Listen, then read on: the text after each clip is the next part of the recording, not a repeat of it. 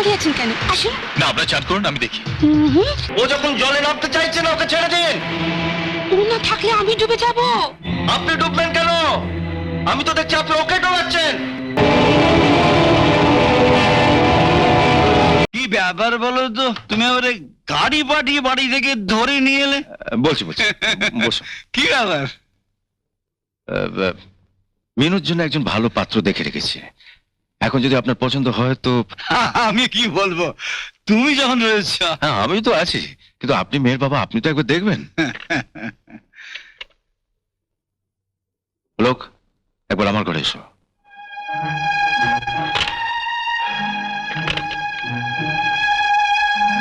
ছেলেটি মাসখানেক হলো আমার কোম্পানিতে আমার পার্সোনাল সেক্রেটারি হিসেবে জয়েন করেছে। এমএসসি পাস, দেখতে শুনতে ভালো। Moreover he is very honest. তা না হলে তুমি বা কেন তাকে তোমার পার্সোনাল সেক্রেটারি করবে? যে জ্যোতিষী আমার কুষ্টি বিচার করেছিল, তার ওই ছেলেটিকে খুবই পছন্দ। আসবো স্যার? এসো এসো। দেখুন মাস্টার, তোমায় খুব চেনা চেনা লাগছে, তোমায় কোথায় দেখেছি বলো তো? থাক থাক থাক। আমি আপনার ছাত্র ছিলাম স্যার। দেবেন্দ্রনাথ বিদ্যাপীঠ থেকে আমি হায়ার সেকেন্ডারি পাস করেছি। সে কি, তুমি আমার গ্রামের ছেলে? নাম বললে আপনি বোধহয় আমার বাবাকেও চিনবেন। কি কি নাম তোমার বাবার? বামুনপাড়ার তারিণী মুখোপাধ্যায়ের ছেলে আমি। আরে, তারিণীর ছেলে তুমি? ওর বাবা তো আমার ঘনিষ্ঠ বন্ধু ছিল। মিনু তো মাঝে মধ্যে এখনো তো বাড়িতে যায়। ঠিক আছে, তুমি যাও, আমি আসছি মাস্টার। হ্যাঁ, এসো এসো এসো। বলুন মাস্টার, পাত্র পছন্দ হয়েছে তো? হ্যাঁ, খুব পছন্দ হয়েছে। আর জানো, মিনুর সঙ্গে বোধহয় আলাপও আছে। বিয়েটা তাহলে মাস দুয়েক বাদেও পার্মানেন্ট হয়ে যাবে। তখন না হয় একটা ভালো দিন দেখে। ঠিক আছে, তুমি যা ভালো বোঝো। তবে একটা জিনিস ভালো হলো জানো, বিয়ের পর মিনু গাড়িতেই থেকে যাবে। তা হয়তো হবে না মাস্টার সাহেব। ও পার্মানেন্ট হয়ে গেলে কোম্পানি থেকে ওকে ফ্ল্যাট আর গাড়ি দেওয়া হবে। ও কলকাতা চলে আসবে। তুমি সত্যি সত্যি কলকাতা চলে যাবে? যেতে তো হবেই। কলকাতা বাড়ি গাড়ি ছেড়ে কোন বোকা এখানে পড়ে থাকবে বলো? তাছাড়া রোজ রোজ ডেলি প্যাসেঞ্জারে ভালো লাগে? সকালবেলা ঘুম থেকে উঠে নাকে মুখে কিছু গুজে ট্রেন ধরতে ছোট।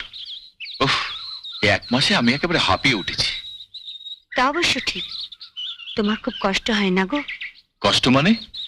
রোজ রোজ বাদুচোলা ঝুলে ট্রেনে এতটা পথ যাওয়া। কোন দিনও তো হাত ফসকে গিয়ে।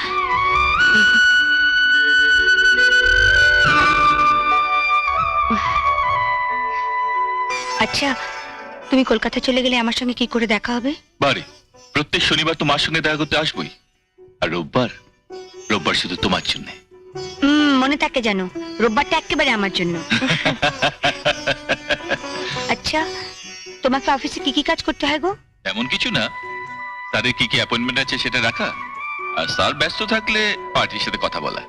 আর ওই স্যারের ঘরের পাশে একটা কাচের ঘর আছে না, ওখানে যে মেয়েটা বসে থাকে, ও কি করে গো?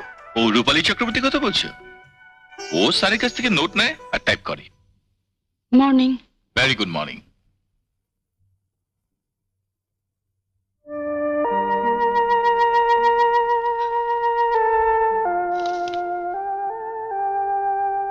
সামনের সোমবার কোম্পানির ফাউন্ডেশন ডে। স্টাফরা সবাই মিলে দীঘা যাচ্ছি। আপনি যাচ্ছেন তো?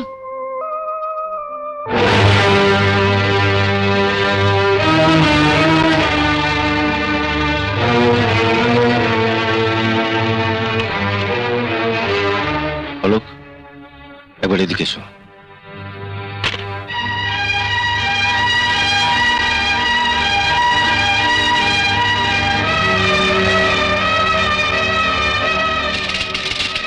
কি বলছিলেন মিস চক্রবর্তী? কোম্পানি ফাউন্ডেশন ডেতে দীঘায় যাবো কিনা। ও আছে আছে।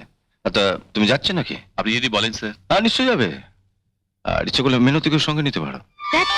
আমি যাব কি করে? কিন্তু স্যার বলেছেন তোমাকে সঙ্গে করে নিয়ে যেতে।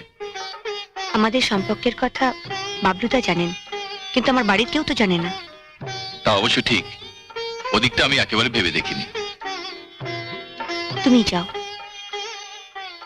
আমি আমার বিয়ের পর তোমার সঙ্গে যাব। তখন আমাদের সঙ্গে কেউ থাকবে না, আমাদের ভালোবাসার সাক্ষী হয়ে থাকবে শুধু ঝাউবন আর সমুদ্র।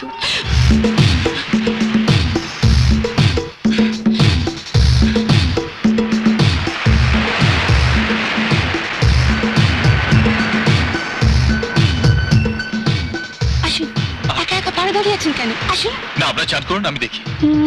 এক যাত্রায় পৃথক ফল হবে না। না না প্লিজ ছেড়ে দিন। কখনো বলছি, না। শুনুন আসুন, শুনুন আসুন, শুনুন আমার কথা শুনুন। আসুন, আসুন। না, না, শুনুন, শুনুন না, আমার আসুন। কথা শুনুন।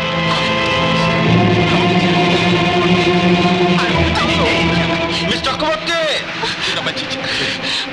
ও যখন জলে নামতে চাইছে না, ওকে ছেড়ে দিন। ও না থাকলে আমি ডুবে যাব। আপনি ডুববেন কেন? আমি তো দেখছি আপনি ওকে ডোবাচ্ছেন। আপনাকে বাঁচাবার অনেকে আছে, আপনি ওকে ছেড়ে দিন। বাবা চল।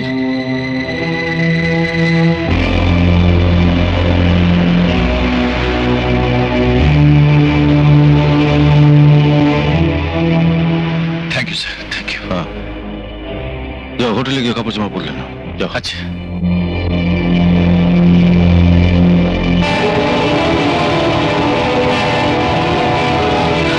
এমন আরো অনেক ভিডিও দেখতে এই চ্যানেলটি সাবস্ক্রাইব করে নিন এবং পাশের বেল আইকনটি প্রেস করে দিন।